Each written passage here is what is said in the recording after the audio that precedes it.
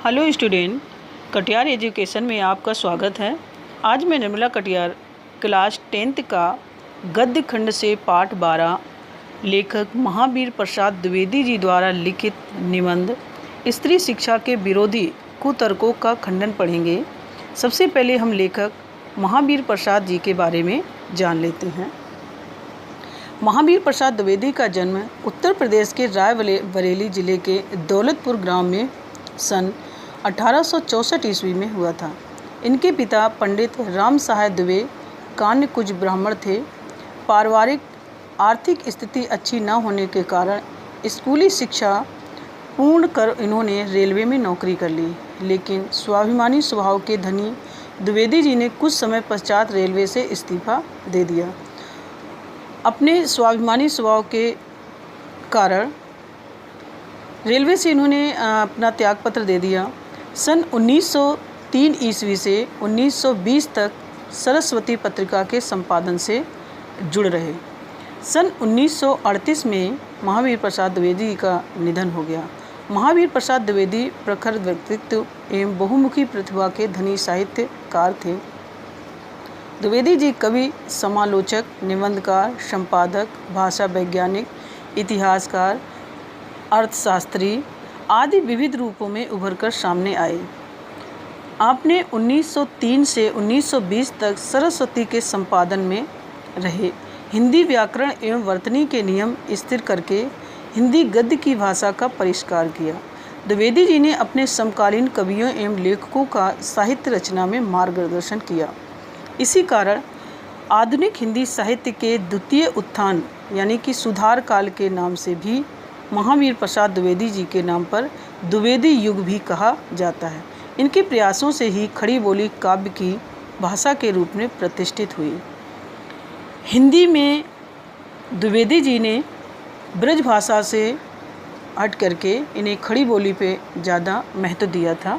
द्विवेदी जी ने भारतीय जातीय परंपरा का समालोचन दृष्टि से गहन अध्ययन किया एवं प्रासंगिक एवं विवेक सम्मत परंपराओं का समर्थन तथा रूढ़ियों का विरोध किया। इनके लेखन में सरलता, सुबोधता, परिनिष्ठा के गुण झलकते हैं। इनकी रचनाएं हैं काव्य मंजूषा, सुमन, अवला, विलाप, कान्यकुब्ज, कविता कलाप। काव्य हैं अद्भुत अलाप, संपत्ति शास्त्र, महिला मोद, रस ज्ञान रंजन, साहित्य कारगद। अनुदित रचनाएं हैं विनय विनोद, स्नेह माला, ऋतु तरंगिनी पद हैं, भामिनी विलास, रघुवंश, वेणी, संहार, वेकन विचार, रत्नावली, स्वाधीनता गद्य। पाठ परिचय जान लेते हैं। प्रस्तुत निबंध द्विवेदी जी की महिला मोद शीर्षक निबंध संग्रह से लिया गया है। यह निबंध प्रथम बार सितंबर 1914 को सरस्वती पत्रिका में पढ़े लिखे का पांडित शीर्षक के प्रकाशित हुआ था। 21वीं सदी में स्त्री शिक्षा, विज्ञान, सरकारी सेवा, निजी क्षेत्र, व्यापार एवं वाणिज्य, साहित्य सभी क्षेत्रों में पुरुष के कंधे से कंधा मिलाकर समाज निर्माण एवं विकास में अपना योगदान दे रही है। लेकिन इस स्थिति में पहुंचने के लिए स्त्री शिक्षा के पक्षधर सुधारकों को पुरुष प्रधान एवं रूढ़िवादी समाज से कड़ा संघर्ष करना पड़ा। प्रस्तुत निबंध स्त्री शिक्षा को समाज एवं परिवार के विघटन एवं पतन के लिए जिम्मेदार ठहराने वाली दकियानूसी की सोच को अकाट्य तर्कों द्वारा सिरे से खारिज करता है। साथ ही इसमें इन दकियानूसी एवं अप्रासंगिक परंपराओं के आधुनिकीकरण के बजाय विवेक सम्मत एवं तर्कपूर्ण परंपराओं को ही ग्रहण करना की बात कही गई है। इसी भाषा शैली में हिंदी के द्विवेदी युगीन गद्य की एक वानगी प्रस्तुत की गई है। स्त्री शिक्षा के विरोधी तुकर्कों का खंडन। लेखक को इस बात का बड़ा दुख है कि आज भी पढ़े लिखे लोग समाज में हैं जो स्त्रियों का पढ़ना गृहस्थ सुख के नाश का कारण समझते हैं। विद्वानों द्वारा दिए गए इस तरह के तर्क कि इस बात को दुखी करते हैं लेखक को कि संस्कृत के नाटकों में पढ़ी लिखी या कुलीन स्त्री को गंवारों की भाषा का प्रयोग करते हुए दिखाया गया है। शकुंतला का एक उदाहरण गंवार के रूप में दिखाया गया है, जिसने दुष्यंत को कटु वचन कहे। जिस भाषा में शकुंतला ने श्लोक लिखा वह गंवारों की भाषा थी।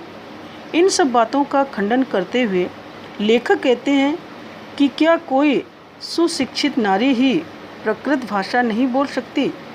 बुद्ध से लेकर महावीर तक अपने उपदेश प्राकृत भाषा में ही दिए थे। प्राकृत भाषा होती है प्राचीन भाषा। तो क्या वो गंवार थे? लेखक कहते हैं कि हिंदी बांग्ला भाषाएं आज भी प्रचलित हैं। जिस तरह हम इस ज़माने में भी हिंदी बांग्ला भाषा पढ़कर शिक्षित हो सकते हैं, उसी तरह से उस ज़माने में भी यह अधिकार प्राकृत को हासिल था। फिर भी प्रकृति बोलने वालों को अनपढ़ों का सबूत है, यह बात सही नहीं मानी जा सकती है। लेखक ने इसका पूर्ण रूप से विरोध किया है। अब लेखक कहते हैं कि बड़े शोक की बात है या बड़े दुख की बात है कि आजकल भी ऐसे लोग विद्वान हैं जो स्त्रियों को पढ़ाना उनके और गृह सुख का नाश का कारण समझते हैं। और लोग भी ऐसे वैसे नहीं हैं, बल्कि सुशिक्षित लोग, ऐसे लोग जिन्होंने बड़े बड़े स्कूलों और शायद कॉलेजों में शिक्षा पाई है, जो धर्मशास्त्र और संस्कृत के ग्रंथ साहित्य से परिचय रखते हैं और जिनका पैसा कुशिक्षितों को सुशिक्षित करना, कुमार्गियों यानी कि बुरे मार्ग चलने वालों के लिए को सुमार्गगामी बनाना और अधार्मिकों को धर्मत्व समझाना है। ऐसे लोगों ने यहाँ पर ऐसी दलीलें दी हैं जिनके बारे में पहले हम सुन लेते हैं। पुराने संस्कृत कवियों के नाटकों में कुलीन स्त्रियों से अपनों की भाषा में बात कराई गई। इससे प्रमाणित है कि इस देश में स्त्रियों को पढ़ाने की चाल या पढ़ाने की चलन न थी, तो इतिहास पुराण में उनको पढ़ाने की नियमबद्ध प्रणाली जरूर लिखी मिलती है। स्त्रियों को पढ़ाने से अनर्थ होते हैं। शकुंतला इतना कम पढ़ी थी कि गंवारों की भाषा में मुश्किल से एक छोटा सा श्लोक वह लिख सकी थी। तिस पर भी उसकी इस इतनी कम शिक्षा ने भी अनर्थ कर डाला।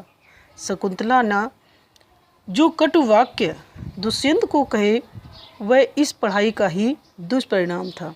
यानी कि अपने अपने तर्क दे रहे हैं कि सिर्फ पढ़ाई के कारण ही स्त्रियां जो होती हैं वो घर का नाश का कारण बनती हैं। तीसरा तर्क दिया है कि जिस भाषा में शकुंतला ने श्लोक रचा था वह अपनों की भाषा थी। अतएव नागरिकों की भाषा की बात तो दूर रही, अपड़ गंवारों की भी भाषा पढ़ाना स्त्रियों को बर्बाद करना है। अब देखो ऐसे ऐसे तर्क दिए हैं कि अगर गंवारों की भी भाषा पढ़ाएं तो भी स्त्रियों को बर्बाद करना है। ये उन लोगों ने ऐसे ऐसे तर्क दिए हैं जो स्वयं बड़े बड़े विद्यालयों में, बड़े बड़े कॉलेजों में पढ़े हैं और बहुत धर्म के ज्ञाता माने जाते हैं।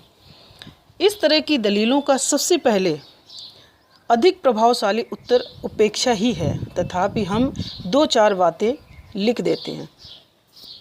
नाटकों में स्त्रियों का प्राकृत बोलना उनके अपड़ होने का प्रमाण नहीं है। अब यहाँ पर लेखक ने उन तर्कों का खंडन किया है जो सोचते हैं कि स्त्रियों को पढ़ाना लिखाना बेकार है, वो गृह सुख के कारण होते हैं या गृह कलह के कारण होते हैं। तो उसका पूर्ण रूप से यहाँ पर लेखक ने विरोध किया है। संस्कृत न बोल सकना न अपड़ होने का सबूत है और न गंवार होने का।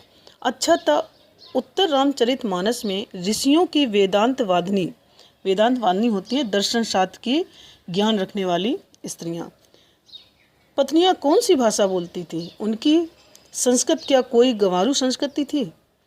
भवभूति और कालिदास आदि के नाटक जिस जमाने के हैं उस जमाने में शिक्षितों का समस्त समुदाय संस्कृत ही बोलता था। इसका प्रमाण पहले कोई दे ले तब प्राकृत भाषा होती है प्राचीन भाषा, बोली जाने वाली भाषा। बोलने वाली स्त्रियों को अपड़ बताने का साहस करें। इसका क्या सबूत कि उस जमाने में बोलचाल की भाषा प्राकृत न थी? सबूत तो प्राकृत के चलन के ही मिलते हैं। प्राकृत यदि उस समय की प्रचलित भाषा न होती तो बौद्धों तथा जैनों के हजारों ग्रंथ उसमें क्यों लिखे गए जाते, और भगवान शाक्य मुनि है, महात्मा बुद्ध के लिए कहा गया है, तथा उनके चेले प्राकृत में ही क्या उपदेश देते।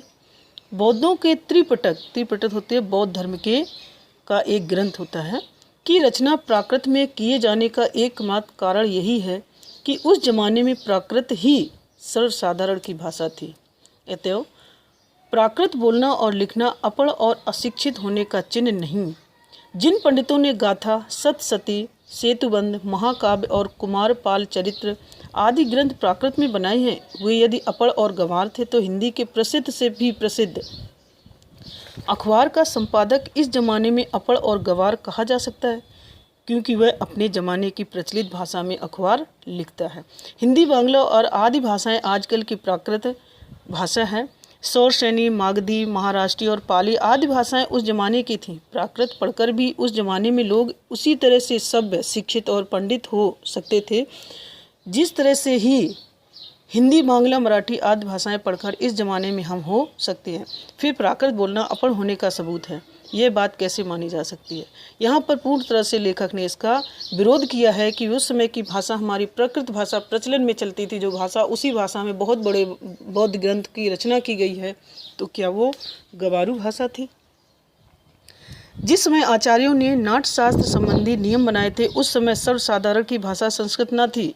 चुने हुए लोग ही संस्कृत बोलते या बोल सकते थे। इसी से उन्होंने उनकी भाषा संस्कृत और दूसरे लोगों तथा स्त्रियों की भाषा प्रकृत रखने का नियम कर दिया। यहाँ पर लेखक कहते हैं कि उस समय में जब ये प्रकृत भाषा चलती थी, उस समय में कुछ लोगों को ही संस्कृत बोलने का अधिकार था और प्रचलित भाषा थी हमारी प्रकृत भाषा, इसलिए कुछ लोगों को ही संस्कृत बोलने का अधिकार था और प्रचलन में हमारी जो थी भाषा वो प्रकृत भाषा थी। पुराने ज़माने में स्त्रियों के लिए कोई विश्वविद्यालय न था। फिर नियमबद्ध प्रणाली का उल्लेख आदि पुराणों में न मिले तो क्या आश्चर्य, और उल्लेख उसका कहीं रहा पर नष्ट हो गया हो। तो पुराने ज़माने में विमान उड़ाते थे, बताइए उनके बनाने की विद्या सिखाने वाला कोई शास्त्र। बड़े बड़े जहाज़ों पर सवार होकर लोग द्वीपांतरों को जाते थे, दिखाइए जहाज़ बनाने की नियमबद्ध प्रणाली के दर्शक ग्रंथ। पुराणे में विमानों की और जहाज़ों द्वारा की गई यात्राओं से हवाले देकर उनका अस्तित्व हम बड़े गर्व से स्वीकारते हैं, परंतु पुराने ग्रंथों में अनेक पंडितों के नामोल्लेख देखकर भी कुछ लोग भारत की तत्कालीन स्त्रियों को मूर्ख, अपढ़ और गंवार बताते हैं। इस तर्कशास्त्र ज्ञाता और इस न्यायशीलता के बलिहारी वेदों को प्रायः सभी हिंदू ईश्वर कृत मानते हैं। सो ईश्वर तो वेद मंत्रों की रचना अथवा उनका दर्शन विश्वरा आदि स्त्रियों के द्वारा हो सकता है, तो क्या हमें उन्हें ककहरा भी पढ़ाना भी पाप समझे। शीला और विजया आदि कौन थी, वे स्त्री थी या नहीं। बड़े बड़े पुरुष कवियों के अदृष्ट हुए या नहीं।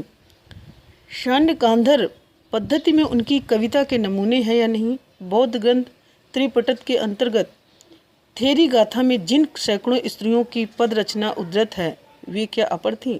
जिस भारत में कुमारिकाओं के चित्र बनाने, नाचने, गाने बजाने, फूल चुनने आदि, हार गूंथने, पैर मलने तक की कला सीखने की आज्ञा थी, उनको लिखने पढ़ने की आज्ञा न थी। कौन ज्ञाता ऐसी बात मुख से निकालेगा, और कोई निकाले भी तो मानेगा कौन। अत्र की पत्नी धर्म पर व्याख्यान देते समय घंटों पांडित प्रकट करे। गार्गी बड़े बड़े ब्रह्मवादियों को हरा दे। मंडन मिश्र की सधर्मचारिणी शंकराचार्य के छक्के छुड़ा दे।